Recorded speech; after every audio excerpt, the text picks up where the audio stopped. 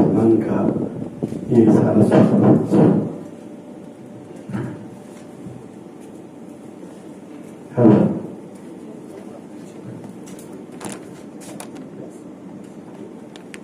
Hello hello श्रद्धा और सम्मान का आज का ये सारा मंच, इस पर विराजमान पाटलिपुत्र विश्वविद्यालय के माननीय कुलपति, साथ में मगध विश्वविद्यालय के माननीय कुलपति, शिक्षा के क्षेत्र में एक बहुत प्रतिष्ठित नाम वैसे डॉक्टर आरसी सिन्हा साहब, समाज में परिवर्तन के वाहक, वैचारिक वाहक के रूप में प्रोफेसर श्री रामाशीष सिंह जी, समाज को करुणा, पीड़ा और जीने का जो संदेश देते हैं वैसे स्वामी भावात्मानंद जी, और इस पूरे आयोजन के पीछे जिनका बहुत बड़ा योगदान है वैसे हमारी प्राचार्य महोदय प्रोफेसर रत्नामृत जी, आप सबका इस 22वें व्याख्यान माला में बहुत बहुत स्वागत है।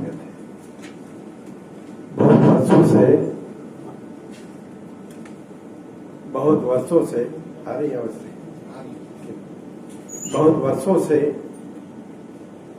यानी विगत 22 सालों से लगातार ये व्याख्यान चल रहा है और विषय करीबन भारत की संस्कृति, भारत को बचाने की चुनौतियां, इसी के इर्द गिर्द भारत का समाज कैसा हो, इसी के दायरे में ये 22 साल गुजर गए, 21 साल गुजर गए, ये 22वां साल है। आजादी के भी करीबन 78 वर्ष होने जा रहे हैं और बात वहीं की वहीं आके रह रही है। भारत की अवधारणा, ये चर्चा कहाँ से शुरू होती है वो मैं बता दूं कि सबसे पहले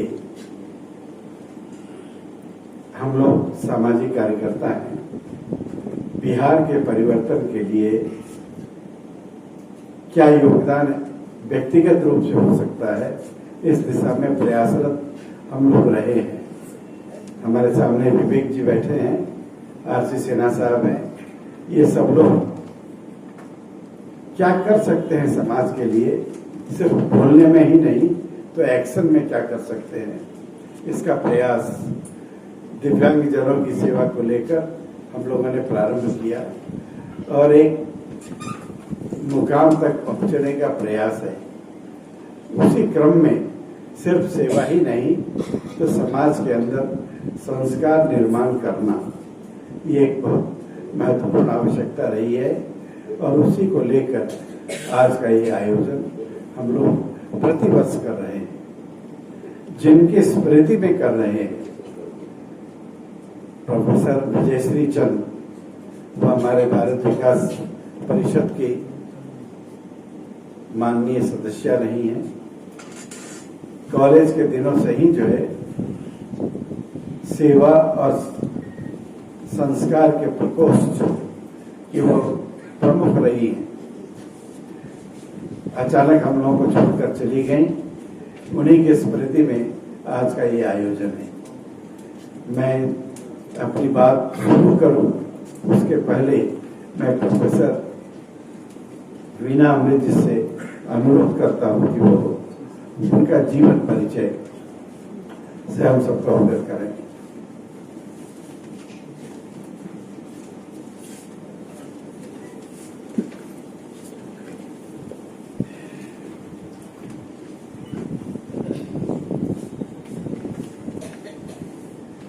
माननीय मंच, सभागार में उपस्थित सभी गणमान्य अतिथियों को मेरा हार्दिक अभिवादन है, प्रणाम है। आज यहाँ संपन्न होने वाली 22वें विजयश्री स्मृति व्याख्यान माला केवल एक औपचारिक आयोजन नहीं बल्कि एक बहुमुखी प्रतिभा संपन्न व्यक्तित्व को नमन करने और उनके विचारों को आगे बढ़ाने का एक संकल्प दिवस भी है। प्रोफेसर विजयश्री का जन्म 20 फरवरी 1949 में हुआ था। बचपन से ही वे अत्यंत मेधावी और अध्ययनशील थीं। 1963 में उन्होंने हायर सेकेंडरी की परीक्षा प्रथम श्रेणी से पास किया। तत्पश्चात सागर विश्वविद्यालय जबलपुर से उन्होंने दर्शन शास्त्र से बीए की डिग्री हासिल की और दर्शन शास्त्र में विशेष अभिरुचि के कारण न सिर्फ विश्वविद्यालय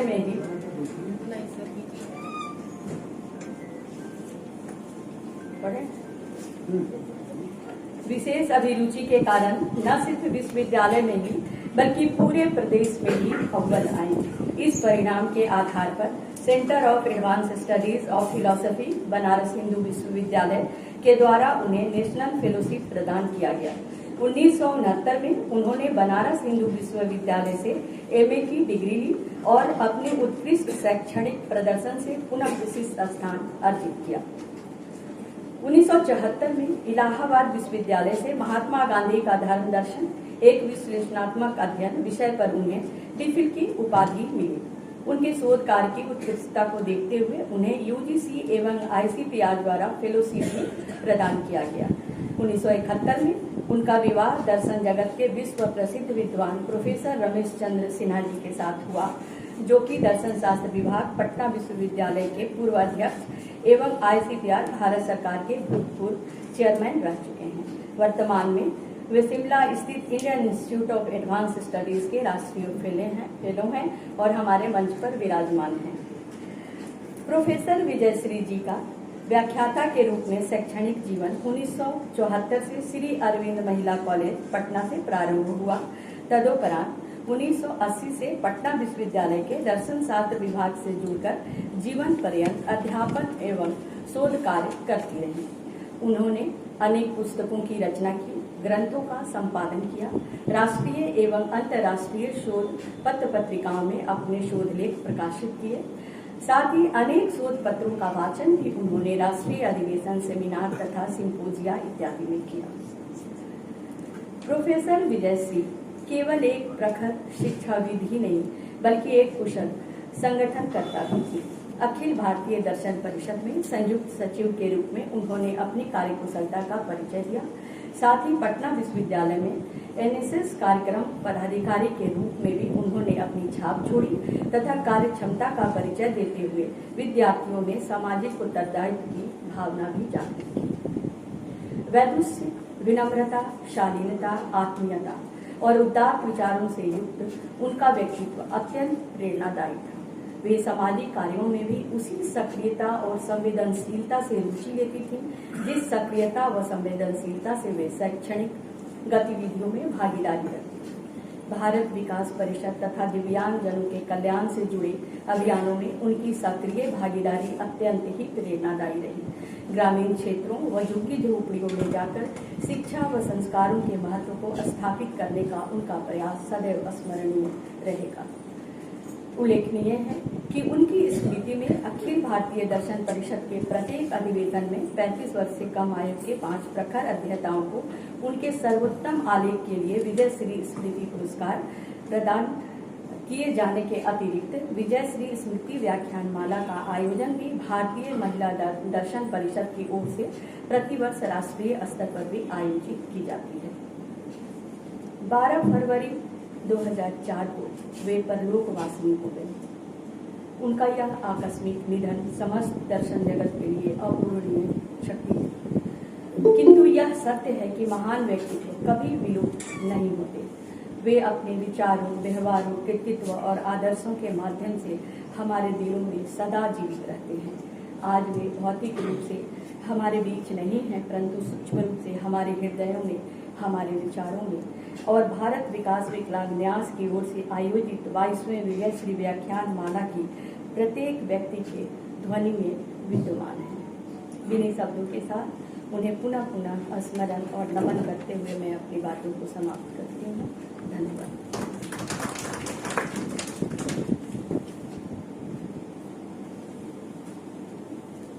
बहुत धन्यवाद।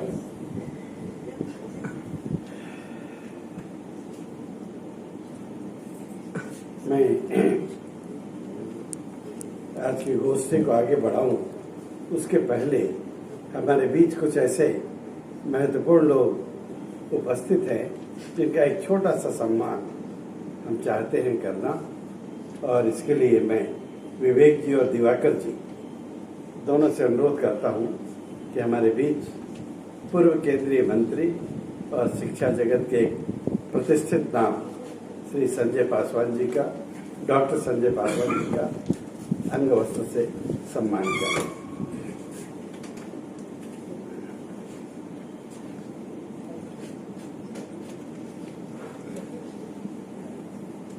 प्रवेश का जिम्मा दिया गया है। मैं अपनी बात को कुछ शब्दों में ही व्यक्त करके और फिर मंच को आगे, कार्यक्रम को आगे बढ़ाता हूं। भारत की अवधारणा, एक तो जब संविधान बना तो इंडिया दैट इज भारत, यहीं से उल्टी गिनती देश की शुरू हुई। आज से हम सब लोग यहां से जब लौटे तो भारत दैट इज इंडिया इस मानसिकता के साथ, और हम आगे से भारत बोले ऐसा एक प्रयास करें। अभी 1947 के बाद जो भी भारत को हिंदुत्व की दृष्टि से नहीं देखते हैं, वे भारत को एक नया जन्म 1947 मानते हैं कि 1947 से भारत बना है और भारत की शुरुआत यहीं से हुई है। और यहाँ आने वाले जो भी धर्म रहे हैं वे सब यहाँ के हिस्सेदार हैं, और उसी के अनुरूप यहाँ जो आक्रांता भी आए उनको भी ये मानकर हम चलते रहे हैं कि सबका यहाँ के संस्कृति पर, यहाँ की भौगोलिक स्थिति पर उनका अधिकार है। ये चिंता संविधान की आड़ में हजारों वर्षों की छवि को, भारत की छवि को समाप्त करने का प्रयास अभी तक चल रहा है। यह साबित करने की कोशिश है कि जैसे हिंदू भी बाहर से आए, इस्लाम भी बाहर से आए, यहाँ का कोई नहीं था। यहाँ तो सिर्फ आदिवासी थे और इसके अलावा सब बाहर से आए हैं, इसमें सबों का अधिकार इस देश के ऊपर है। जबकि संविधान भी जो है वो भारतीय संस्कृति के आधार पर ही उसकी रचना हुई है। मैं भारत की विशेषता कुछ शब्दों में आपके सामने रखता हूं, क्योंकि आने वाला वर्ष चुनौतियों का रहने वाला है और उस दिशा में हम क्या योगदान कर सकते हैं, इसकी चिंता आज़ादी के 78 वर्षों के बाद भी करने की आवश्यकता हो गई है। भारत केवल एक देश नहीं है, भारत एक जीवित श्वास लेती हुई प्राचीन सभ्यता है जो आधुनिक युग में एक राष्ट्र के रूप में स्वयं को संगठित करती है। 28 राज्यों और 8 केंद्र शासित प्रदेशों में विभाजित यह राष्ट्र विविधताओं का विराट संगम है। यहाँ हर सीमा के साथ एक भाषा बदलती है, लिपि बदल जाती है, उच्चारण बदल जाते हैं। लगभग 1600 बोलियां इस भूमि को, वाणी को स्वर देती है। यहाँ लोग अलग अलग ढंग से बोलते हैं, अलग अलग सोचते हैं, अलग अलग पूजा पद्धतियों का पालन करते हैं, भिन्न भिन्न प्रकार का भोजन करते हैं और विविध परंपराओं में विवाह संपन्न करते हैं। हिंदू, सिख, जैन, बौद्ध, यहूदी, पारसी सभी समुदाय यहाँ सदियों से साथ साथ सांस लेते आए हैं। यह वह भूमि है जहाँ यहूदी समुदाय 2000 वर्षों से निवास करता रहा है, किंतु उन्हें कभी निष्कासित नहीं किया गया, राज्य द्वारा कभी उत्पीड़ित नहीं किया गया।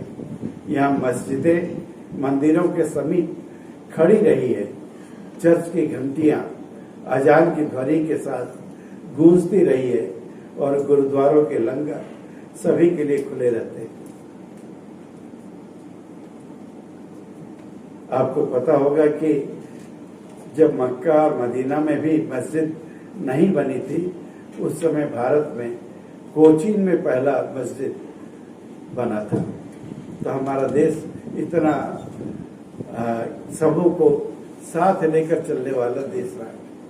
हाँ, यहाँ जाति जैसी एक प्राचीन सामाजिक संरचना भी है जो आधुनिक लोकतंत्र की परतों के बीच विद्यमान है।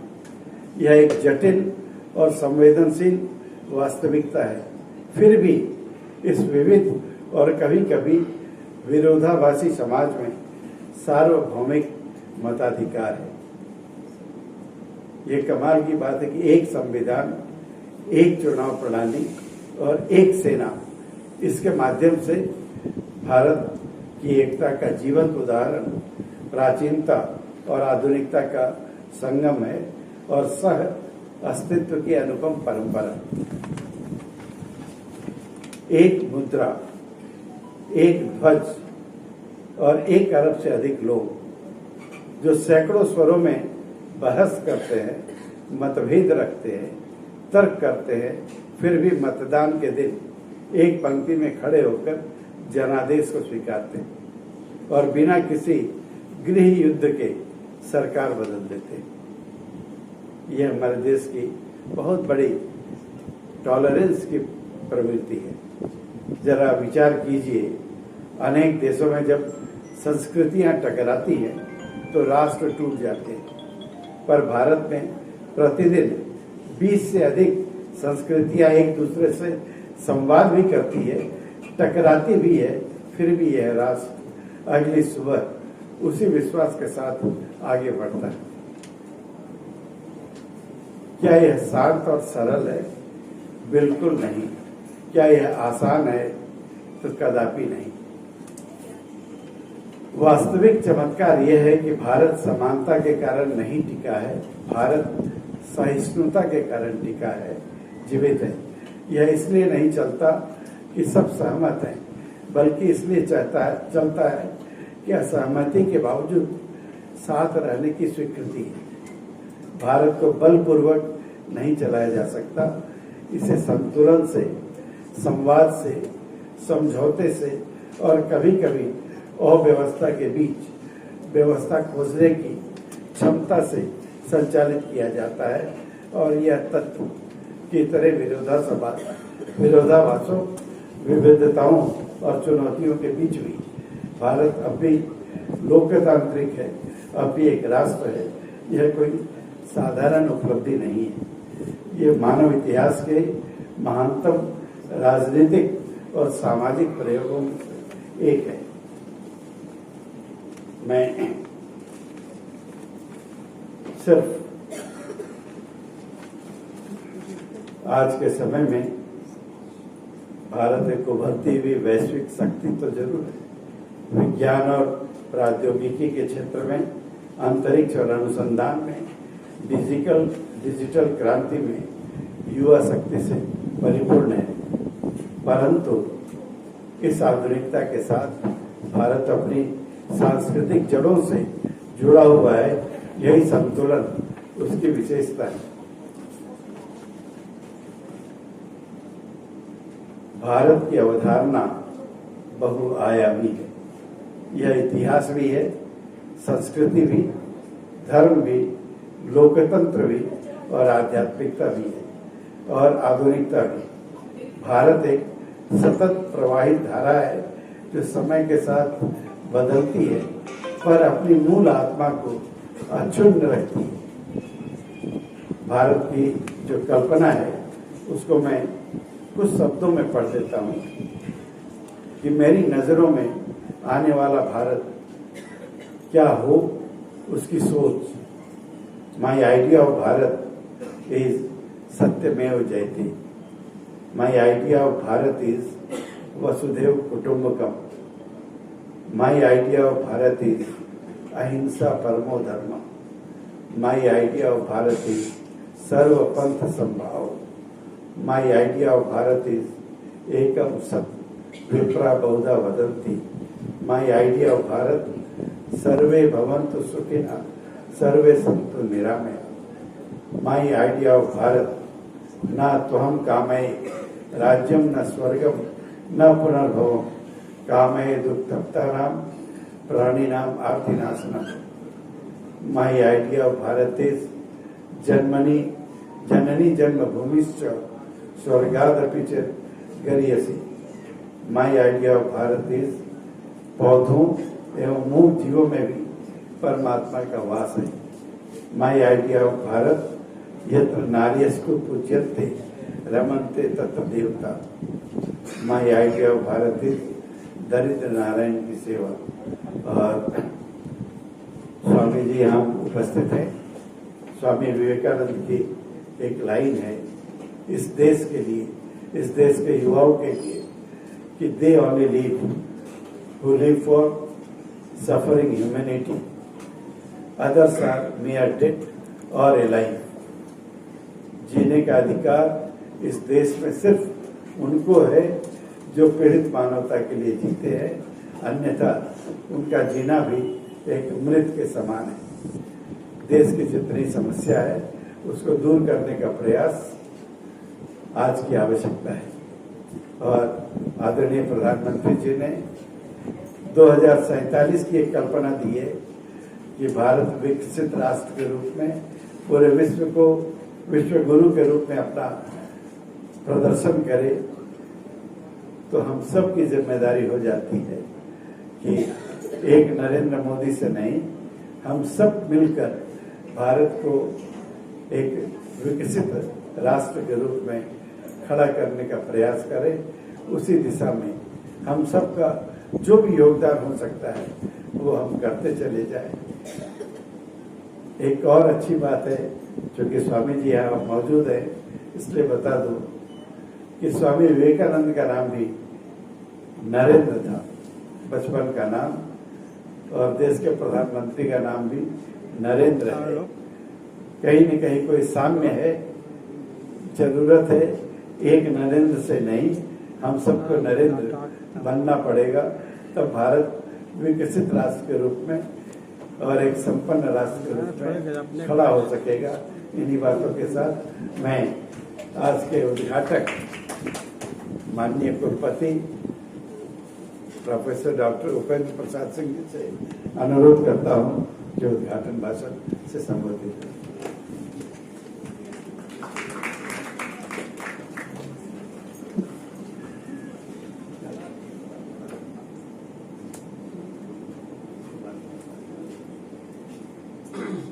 इस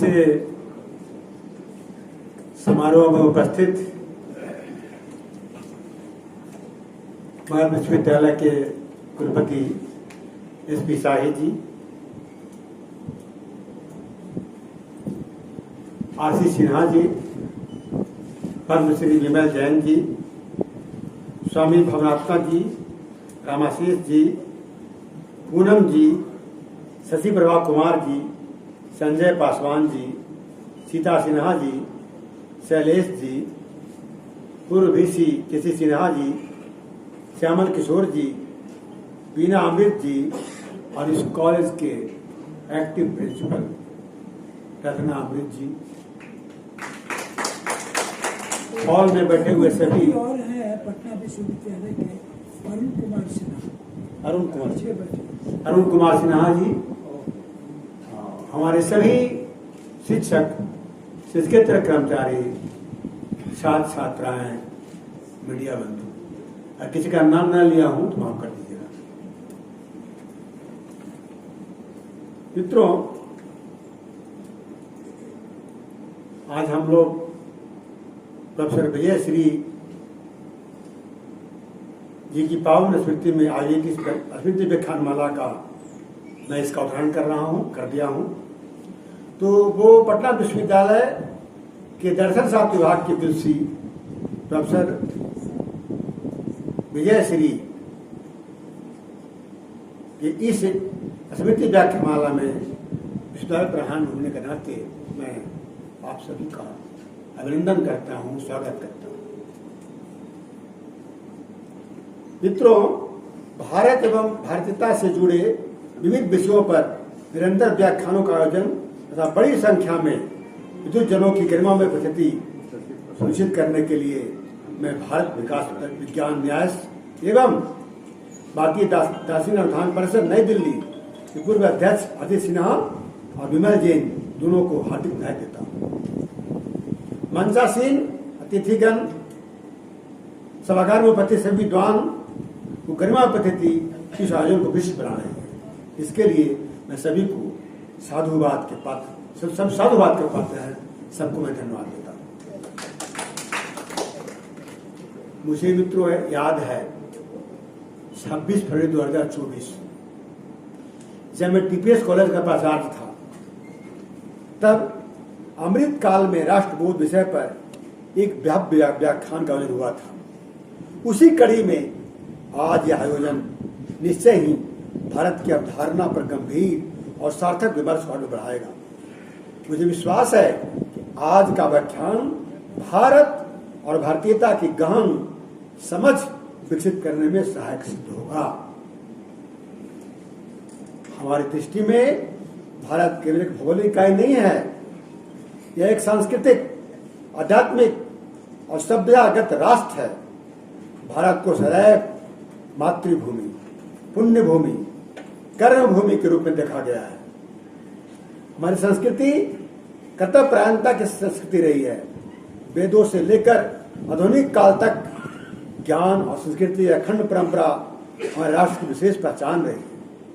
हमें अपनी इस गौरवशाली विरासत पर केवल गर्व नहीं करना चाहिए, बल्कि ज्ञान, संस्कृति और कर्तव्यपरायणता के मूल्यों को अपने जीवन में आत्मसात करना चाहिए। हमारी दृष्टि सदैव आध्यात्मिक रही है। वसुधैव कुटुंबकम और वे सर्वे भवन्तु सुखिनः जैसे मंत्रों में विश्व बंधुत्व की भावना निहित है। इन्हीं आदर्शों से प्रेरित होकर हमें कार्य करना चाहिए। मित्रों, भारत प्राचीन काल से ही विश्व गुरु के रूप में प्रतिष्ठित रहा है। आज नई पीढ़ी को राष्ट्र निर्माण में अपनी महत्ता भूमिका को समझते हुए सक्रिय योगदान करना चाहिए। अंत में मैं पुनः अपनी ओर से, पाठ्य विद्यालय की ओर से सभी को शुक्रिया अदा करता हूं, लेकिन खास करके अजय सिन्हा और विमल जी को हृदय से धन्यवाद देता हूं कि आपने इस तरह का आयोजन किए और हम लोग बोलने का मौका दिया। धन्यवाद।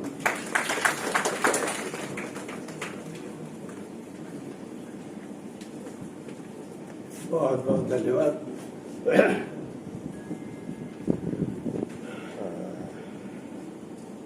माननीय उपेंद्र प्रसाद सिंह जी, पिछले साल का कार्यक्रम भी आपके यहाँ ही हुआ था और भक्त हुआ था। आज हमारे बीच जिनको मुख्य अतिथि के रूप में हमने बुलाया है, वैसे प्रोफेसर डॉक्टर शशि प्रभा कुमार, अध्यक्ष भारतीय उच्च अध्ययन संस्थान शिमला। ये संस्थान भारत का एक प्रतिष्ठित संस्थान है जो शिक्षा मंत्रालय के अंतर्गत, मानव संसाधन विभाग के अंतर्गत आता है। भारत के बारे में कोई भी राय मशविरा देश को या विदेश के अंदर भेजने का एक बड़ा काम इस संस्थान के माध्यम से होता है। और उसके जो अभी चेयरपर्सन है डॉक्टर शशि प्रभा कुमार, देश के एक विख्यात विदुषी है और उन्हीं के अंतर्गत ये चीजें चल रही हैं। संयोग है कि आरसी सिन्हा साहब भी अभी वहाँ अपना किसी न किसी रूप में योगदान दे रहे हैं। उनका स्वागत और अभिनंदन है। उनके बारे में थोड़ा सा परिचय मैं चाहता हूँ कि भारत विकास विकलांग न्यास के न्यासी और दिव्यांग सेवा को समर्पित श्री विवेक माथुर जी से कि उनका परिचय आप दें।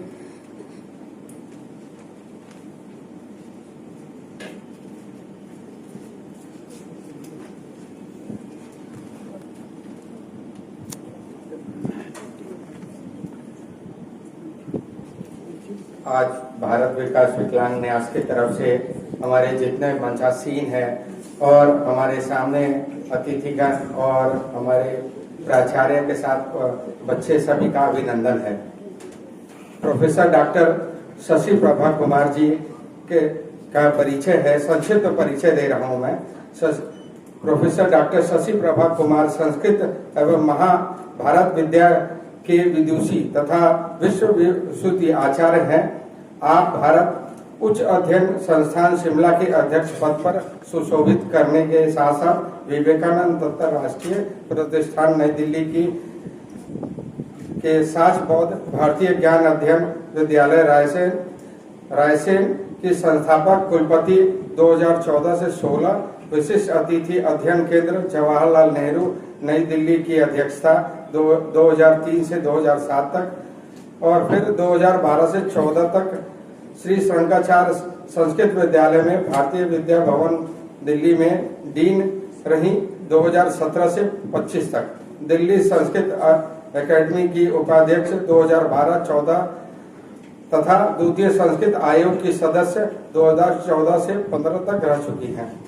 इनको राष्ट्रपति सम्मान भी मिल चुका है 2014 में और विशिष्ट सम्मान संस्कृत श्री सम्मान, पंडित गंगा प्रसाद उपाध्याय सम्मान, भारत माता पुरस्कार 2014, महाकवि कालिदास संस्कृत साधना पुरस्कार, संस्कृत साहित्य सेवा सम्मान, रामकृष्ण संस्कृत सम्मान, शंकर पुरस्कार के बिरला फाउंडेशन नई दिल्ली की तरफ से 2016 में उत्तराखंड संस्कृत विश्वविद्यालय में डिलीट की उपाधि से इनको सम्मान किया गया।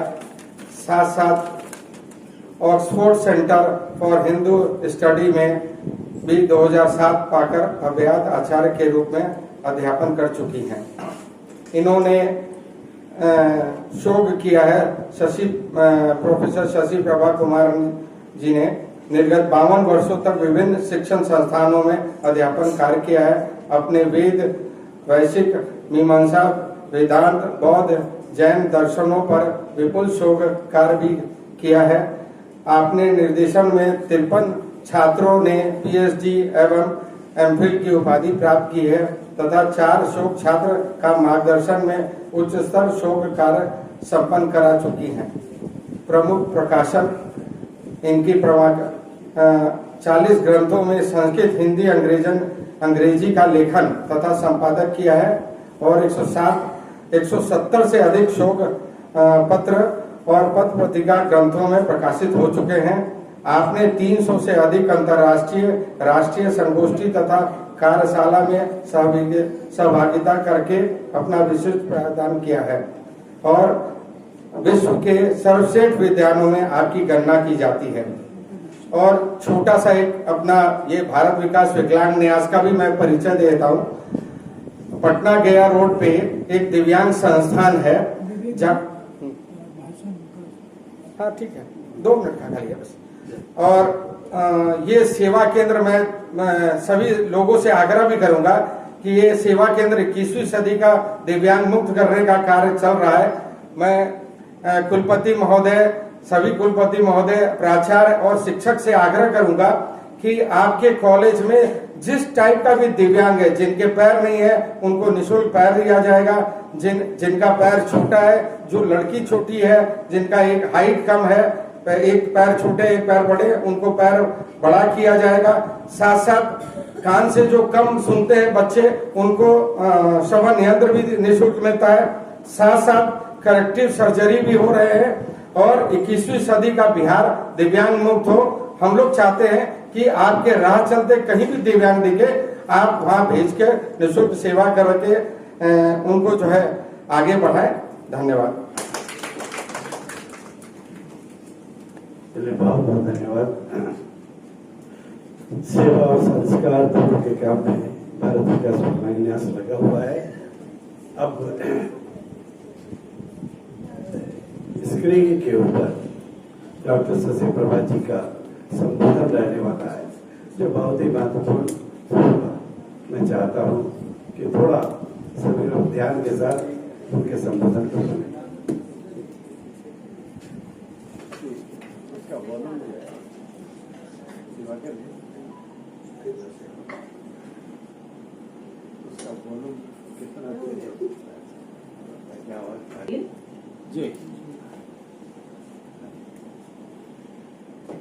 जी, आप सुन पा रहे हैं?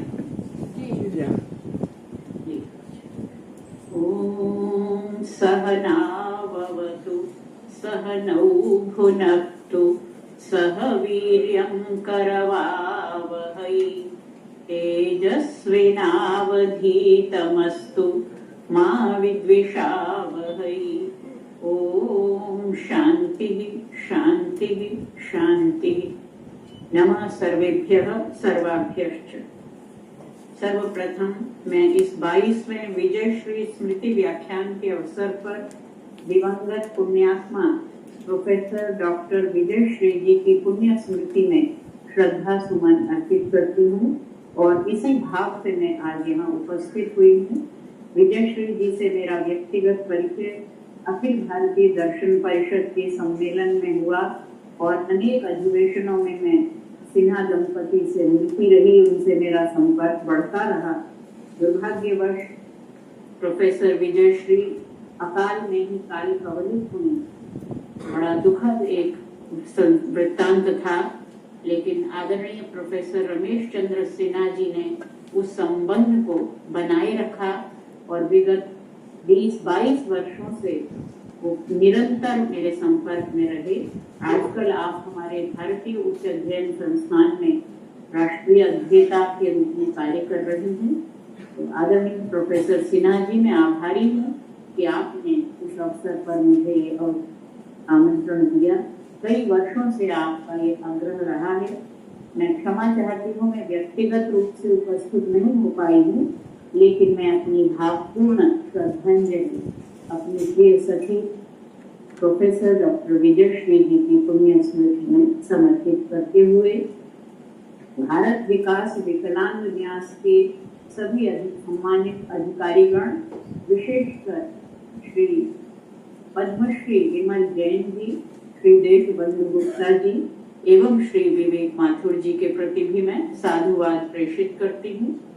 सभा भवन में उपस्थित सभी विद्वत जन के प्रति मैं अभिवादन करती हूँ। स्वामी भावात्मानंद जी को मैं प्रणाम करते हुए अपनी बात प्रारंभ करती हूँ। अभी विषय प्रवेश बहुत ही सुंदर रीति से किया गया और जो विषय चयन आप लोगों ने किया है, भारत की अवधारणा, ये विषय ऐसा प्रिय विषय है हम सब के लिए, भारतीयों के लिए, कि इस पर विचार करना बहुत ही सार्थक और समीचीन। हमारे पुराणों में एक प्रसिद्ध श्लोक आता है, गायन्ति देवा किल गीतकानि धन्यास्तु ये भारत भूमि भागे स्वर्गा पवर्गा स्पद हेतु भूते भवन्ति भूयः पुरुषाः सुरत्वा। कि देवता लोग स्वर्ग में चर्चा करते हैं और कहते हैं कि वे लोग धन्य हैं जिनका जन्म भारत भूमि पर हुआ है, और इसीलिए वो देवता स्वयं एक मानव के रूप में इस धरती पर जन्म लेना चाहते हैं।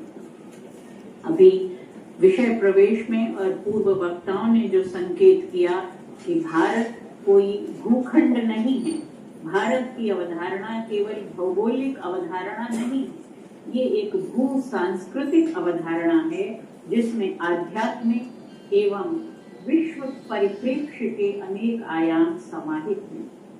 मुझे अवसर मिला पिछले दिनों, ये एक मेरी पुस्तक मैं दिखाना चाहती हूँ, भारत एक नाम अनेक आयाम। ये पुस्तक प्रज्ञा प्रवाह प्रतिष्ठान से छपी है, वहाँ मैंने ये व्याख्यान दिया था और इसमें ये छपी गई है कि भारत या कोई भी राष्ट्र, हमारा भारत केवल भारत नाम नहीं है, भारत हमारी माँ है, भारत माता हम कहते हैं। भारत एक राष्ट्र है, भारत भूमि, भारत के जन और भारत की संस्कृति।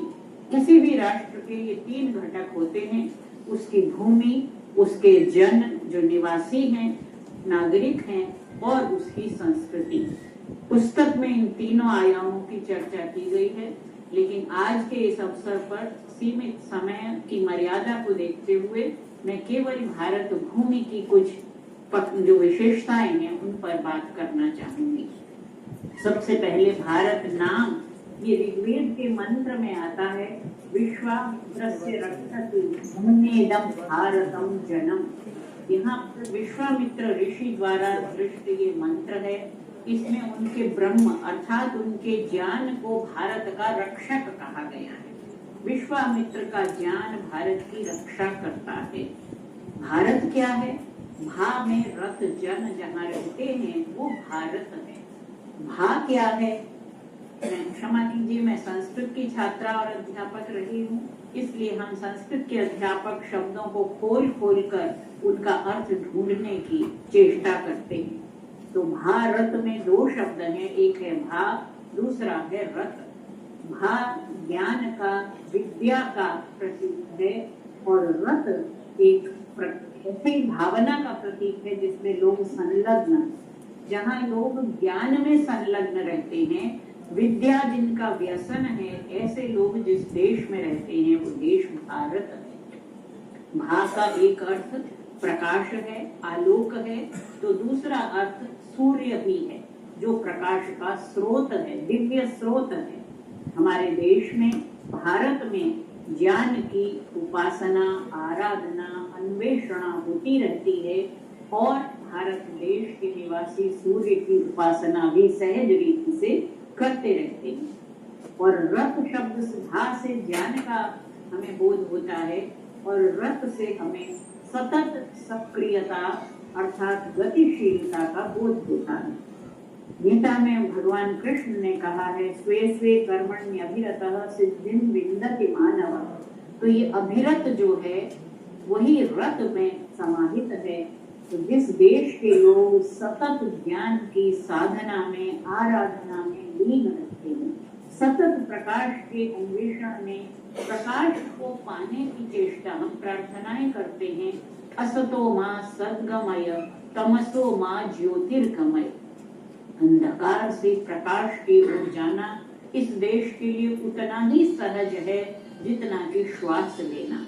ऐसा ये नाम भारत ज्ञान और कर्म के समन्वय का भी बोधक है और ये इस बात का बोधक है कि भारत की भूमि पर जो भी जन्म लेता है, चाहे वो शिक्षित है या नहीं है, शिक्षा का अर्थ यहाँ केवल साक्षरता नहीं लिया जा सकता।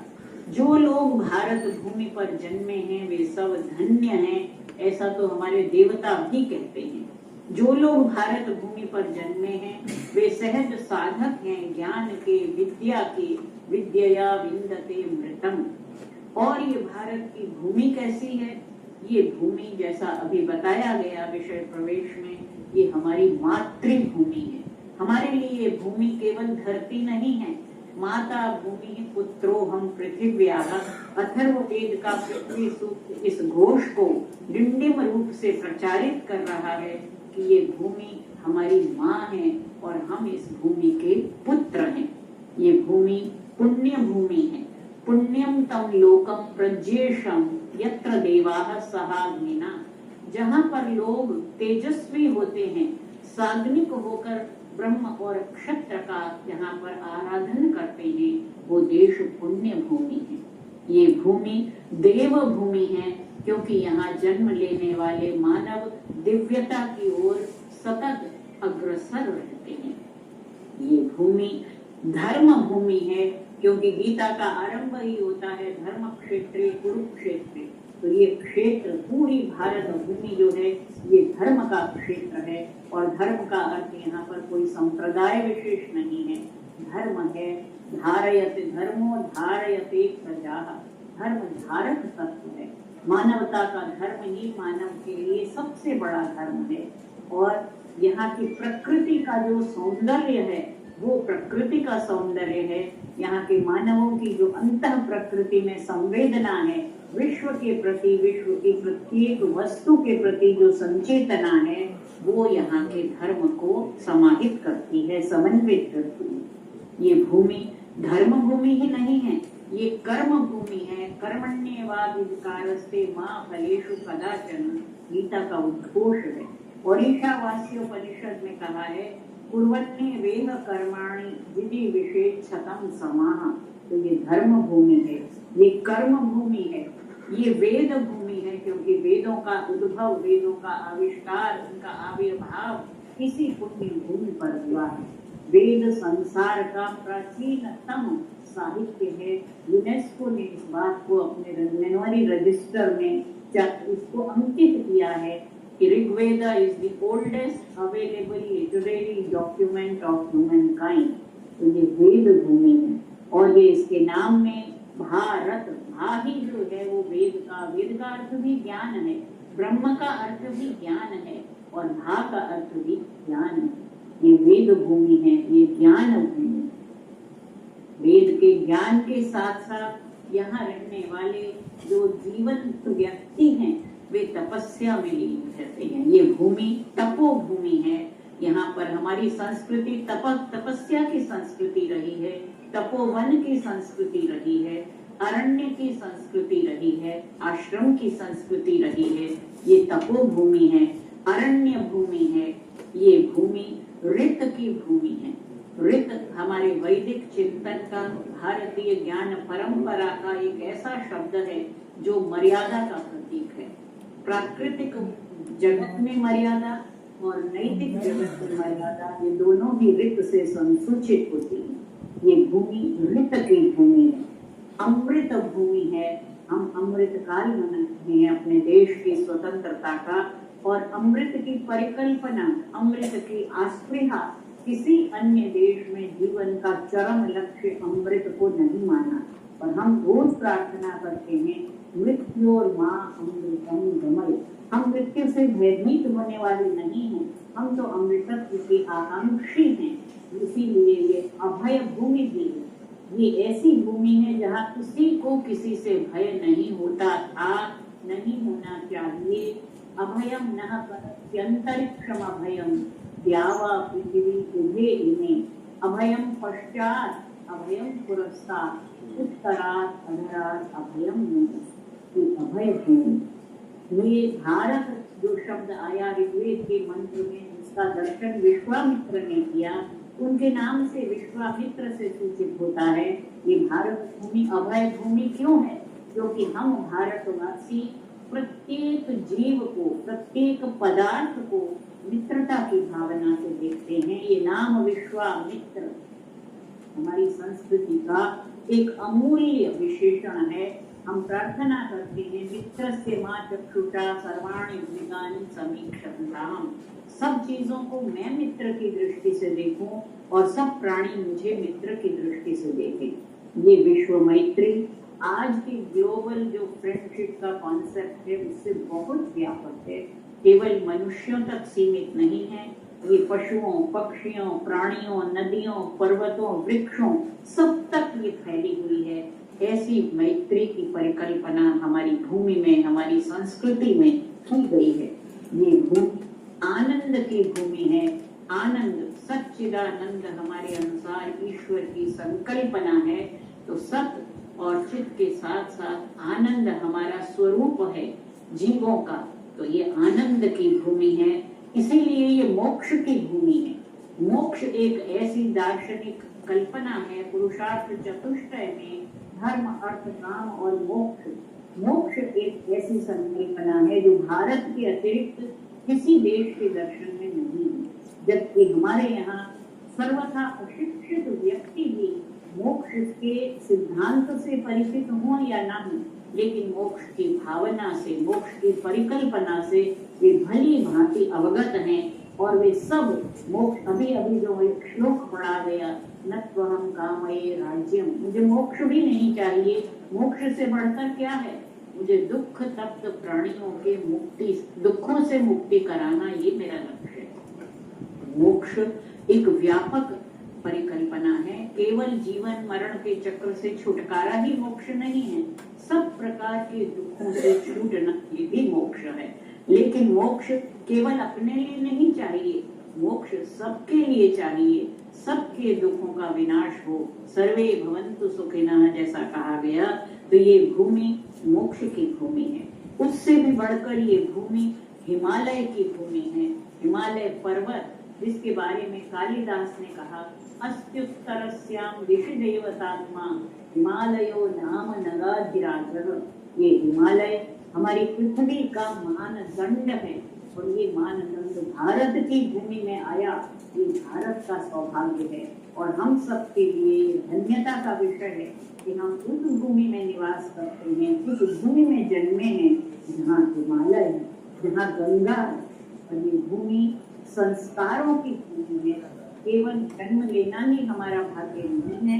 इस भूमि में जन्म लेने से पहले ही बालक के लिए संस्कार होते हैं। नामकरण संस्कार भी उनमें से एक है।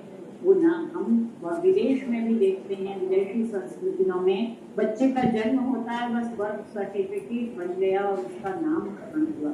लेकिन हमारे देश में जन्म से पहले गर्भाधान संस्कार होता है, पुंसवन संस्कार होता है और जन्म के बाद उसका नामकरण संस्कार होता है। ये संस्कार जो है जीवन को किस प्रकार संस्कृति के द्वारा मर्यादित करते हैं, ये भारत के अलावा किसी और भूमि पर, किसी और संस्कृति में इतने व्यवस्थित रूप में नहीं मिलता जैसे कि हमारे यहाँ मिलता है। वो भूमि सदाचार की भूमि है।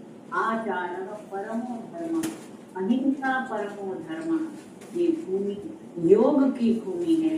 योग को आप जानते हैं, हमारे माननीय प्रधानमंत्री जी ने जब योग का पहली बार उद्घोष किया, विश्व के कितने देशों ने इस योग को स्वीकार किया और 21 जून को अंतर्राष्ट्रीय योग दिवस मनाया जाता है।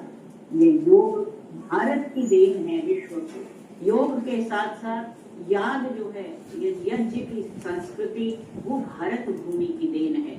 हमारी भूमि ऋषि भूमि है।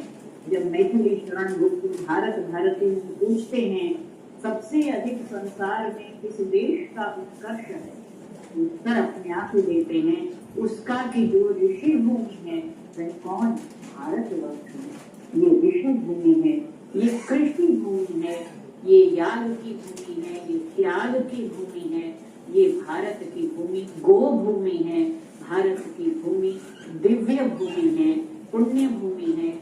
इस धरती पर जन्म लेकर हम धन्य हुए हैं, तो हमारा कर्तव्य है कि अपने देश की जो विशेषता है, जो उसके नाम में ही छिपी हुई है, उस विशेषता का हम अधिकाधिक समन्वय करें, प्रचार करें और संचार करें कि हम सदा ज्ञान की, प्रकाश की अन्वेषणा में, साधना में लीन ही न रहें, अपितु जिन लोगों के जीवन में किसी भी प्रकार का अंधकार है, किसी भी प्रकार का अज्ञान है, उन्हें भी अपने साथ साथ, हमने कहा सहनाववतु, हम साथ चलने में विश्वास करते हैं। और साथ चलने के लिए आपने जो ये प्रकल्प इस संस्था के माध्यम से किया, भारत विकास विकलांग न्यास, ये आपका उस सह अस्तित्व का एक सबसे बड़ा प्रमाण है कि हम केवल स्वयं प्रगति न करें, स्वयं अज्ञान से ज्ञान की ओर, अंधकार से प्रकाश की ओर, मृत्यु से अमृत की ओर न बढ़ें, अपने साथ साथ सबको भी लेकर चलें। जिनको किसी भी प्रकार का अभाव है, शून्यता है, हीनता है, उनको हम अपने ज्ञान से, अपने धन से, अपने समय से दान करते हुए, और दान भी करुणा की भावना से नहीं, सहानुभूति की भावना से, भातृत्व की भावना से। इसीलिए वसुधैव कुटुम्बकम हमारा आदर्श है। कुटुंब जिस प्रकार एक दूसरे का हम स्थान करते हैं, स्नेह से, साहचर्य से, बंधुता से, इसी प्रकार हम परस्पर देश के नागरिकों के साथ मिलकर बंधुता का भाव रखते हुए उन्हें आगे बढ़ाने और अपनी संस्कृति का प्रचार प्रसार करें। 2047 में विकसित भारत का जो संकल्प है, उस संकल्प की सिद्धि तभी होगी जब हम में से प्रत्येक व्यक्ति इस दृष्टि से सन्नद्ध होगा कि हमें तन मन धन से सर्वात्मना समर्पित होकर राष्ट्र के लिए, मातृभूमि के लिए समर्पित होना है। वयं तुभ्यं बलिभृतः स्याम प्रभु हमें इतनी शक्ति में, इतनी भक्ति हो और इतनी मति हो, ये प्रार्थना करते हुए मैं अपनी वाणी को विराम देती हूँ। आप सबके प्रति पुनः अभिवादन, अभिनंदन और सम्मान समर्पित करते हुए प्रोफेसर सिन्हा के प्रति पुनः पुनः साधुवाद देती हूँ और विजय श्री जी के प्रति पुनः अपनी श्रद्धांजलि अर्पित करते हुए अपने शब्दों को यहीं विराम देती हूँ। नमस्कार। बहुत बहुत धन्यवाद आदरणीय जी के माननीय कुलपति के बाद प्रोफेसर बहुत ही प्रताप शाही जी से अनुरोध करता हूँ जो अपनी बात मिला आपका देने का कष्ट करें।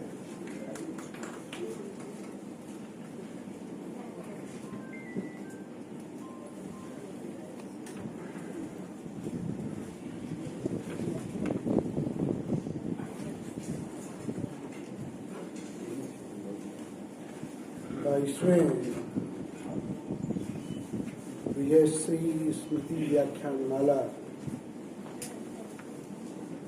में मंच पर उपस्थित हम लोग के अभिभावक,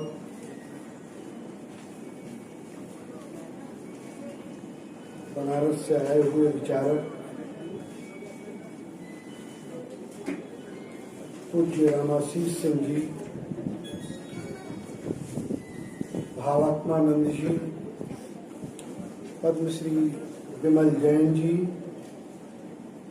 पूज्य गुरुदेव आरसी सिन्हा साहब, इस कॉलेज की प्रिंसिपल रत्ना अमृत जी, सामने बैठे हुए श्यामल बाबू, पूर्व कुलपति केसी सिन्हा साहब, भारत सरकार के पूर्व मंत्री पूज्य संजय पासवान जी, दूसरी कतार में बैठी हुई पटना विश्वविद्यालय की पूर्व विभागाध्यक्ष दर्शन शास्त्र पूनम मैडम, उनके बगल में बैठी हुई हम लोग की पुरानी सहयोगी एएन कॉलेज के समय की और पूर्व प्रति कुलपति बीएन मंडल विश्वविद्यालय आभा मैडम, मगध विश्वविद्यालय के पूर्व रजिस्ट्रार शैलेश जी, सामने बैठी हुई डीके कॉलेज डुमरांव की प्रिंसिपल वीना मैडम, नंदिनी जी, तमाम उपस्थित शिक्षक, प्यारे छात्रों, मीडिया के बंधुओं, मैं विगत 6-7 साल से, मतलब 1 दशक से पूज्य गुरुदेव के संपर्क में और विमल जैन साहब के संपर्क में रहा। तब से लगातार विजयश्री स्मृति व्याख्यान माला का आयोजन होता है। सर को और विमल सर को, आरसी सर को और विमल सर को मैं धन्यवाद देता हूं कि भारत की परंपरा रही है पुरखों का सम्मान करना, और उस कड़ी में जो व्यक्तित्व अपना बहुत कुछ नहीं दे पाया पटना विश्वविद्यालय को और इस राज्य को, लेकिन छोटे से स्पैन में विजयश्री मैडम ने पटना विश्वविद्यालय में अपनी जो छाप छोड़ी और दर्शन शास्त्र के क्षेत्र में पूरे देश के अंदर जो छाप छोड़ी वह बहुत ही यादगार था। जैसा कि उनके जानने वाले जो हमारे बहुत नजदीक भी हैं वो बताते हैं कि मैडम एक विदुषी थी, उनका व्यक्तित्व बड़ा प्रभावशाली और अंदाज बड़ा दार्शनिक था। तो वैसे व्यक्तित्व को हम हर साल याद करते हैं और इस उम्र में सर ये बीड़ा उठाते हैं, तो आप सर धन्यवाद के पात्र हैं। आपने इस कार्यक्रम के लिए हमसे पूछा कि यह कार्यक्रम कहाँ होना चाहिए, तो मैंने कहा कि भाई हम लोग की सहयोगी, पुराने सहयोगी रत्ना अमृत जी बीडी कॉलेज की प्रिंसिपल हैं, वह उचित जगह है और होना चाहिए। तो हमने सर से कहा कि आप मैडम को कहिए। मैडम ने सहज अपनी स्वीकृति दी, इसलिए मैडम को भी आभार है, धन्यवाद है कि भारत की आज की भारत की अवधारणा है, इस पर मैं क्या बोलूं, बहुत सारी बातें हो गई है, लेकिन बहुत कुछ नहीं बोलूंगी। भारत की परंपरा रही है, बड़प्पन की परंपरा रही है, संस्कार की परंपरा रही है, नैतिकता की परंपरा रही है, चरित्र की परंपरा रही है, विविधता की परंपरा रही है। भारत विभिन्न कोणों से अद्भुत है, महान देश है, जिसमें सभी गलतियों को आत्मसात करने की प्रवृत्ति है। यह सिर्फ भारत में है और कहीं यह देखने को नहीं मिलता है। लेकिन दुर्भाग्य है, कुछ दुर्भाग्य है, कुछ मैं सच भी बोलूंगा। आज जिस तरह से ग्लोबलाइजेशन हुआ है, जिस तरह से गूगल और व्हाट्सएप हम लोग देख रहे हैं, हम लोग अपने मूल संस्कृति और संस्कार को भूलते जा रहे हैं। यह एक सच है। आजकल क्या हो रहा है कि नए युवा वर्ग रात भर जगते हैं और दोपहर में उठते हैं। यह देश कहां जा रहा है? जहां हमारे यहां सुबह में उठा जाता था, सब काम टाइम से होता था, अब युवा वर्ग रात भर कंप्यूटर पर है।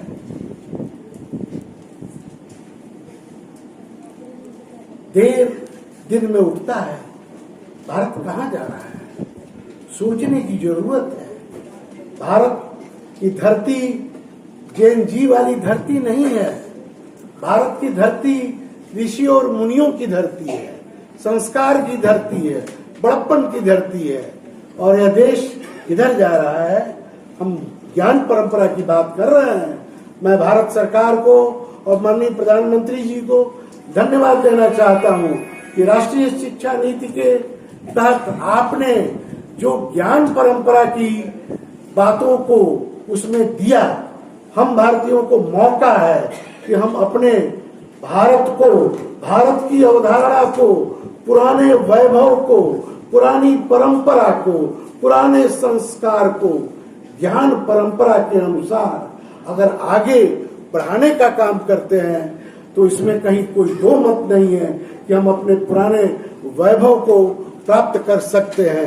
लेकिन ग्लोबलाइजेशन हो रहा है, ग्लोबलाइजेशन हो चुका है, सब जगह आर्थिक प्रगति की बात हो रही है, हर जगह गूगल की बात हो रही है। लेकिन कहीं न कहीं इस आधुनिकीकरण के दौर में भारत के मूल्यों का, भारत के संस्कारों का गिरावट हो रहा है। इस पर हमको विचार करने की जरूरत है। मैं तमाम युवकों से, शोधार्थियों से, किस्मत बाबू बैठे हैं, आपको भी धन्यवाद है, ओझा जी बैठे हैं स्वच्छ समाचार के, आप जैसे लोग बैठे हुए, विवेक माथुर जी बैठे हुए हैं, सब लोगों का यहाँ मिश्रण है। सबको विचार करने की जरूरत है कि भारत कैसा था, भारत कैसा रहेगा और भारत किधर जा रहा है। लेकिन भारत को किधर जाना होगा यह तय करना होगा। तभी भारत की जो मूल अवधारणा है, बड़प्पन की, संस्कार की, नैतिकता की, विविधता की, तभी भारत वह महान भारत जो कभी ऋषियों मुनियों का भारत हुआ करता था, जहां सब के बावजूद क्षमा की क्षमता और बड़प्पन की क्षमता भारतीयों में थी, उन मूल्यों का क्षरण हो रहा है। उसको वापस लाने की जरूरत है, उस पर विचार करने की जरूरत है। तो आज इतने बड़े विचारक हम लोग के बीच, हम लोग के अभिभावक पूज्य रामाशीष बाबू आए हैं। हमारे और उनके बीच बहुत दूरी नहीं हो, इसलिए मैं कम बोल के आप सबसे क्षमा मांगता हूँ और मैं पुनः पूज्य गुरुवर आरसी सिन्हा साहब को प्रणाम करता हूँ और अपने दूसरे अभिभावक पूज्य विमल जैन साहब को आप लोग इस कार्यक्रम के जरिए इस तरह के काम जो आप करते हैं उसको उससे समाज को प्रेरणा मिलती है और हमारे नवयुवक सीखते हैं, जानते हैं कि हम अपने पुरखों को कैसे याद करेंगे, कैसे उन्हें नमन करेंगे। जय हिंद, जय भारत। बहुत बहुत धन्यवाद। मैं आज के मुख्य वक्ता प्रसिद्ध विचारक एवं चिंतक बनारस से पधारे आदरणीय रामाशीष जी को आमंत्रित करूं। उसके पहले एक समिति की तरफ से 2-3 लोगों का सम्मान और करना चाहता हूं। सबसे पहले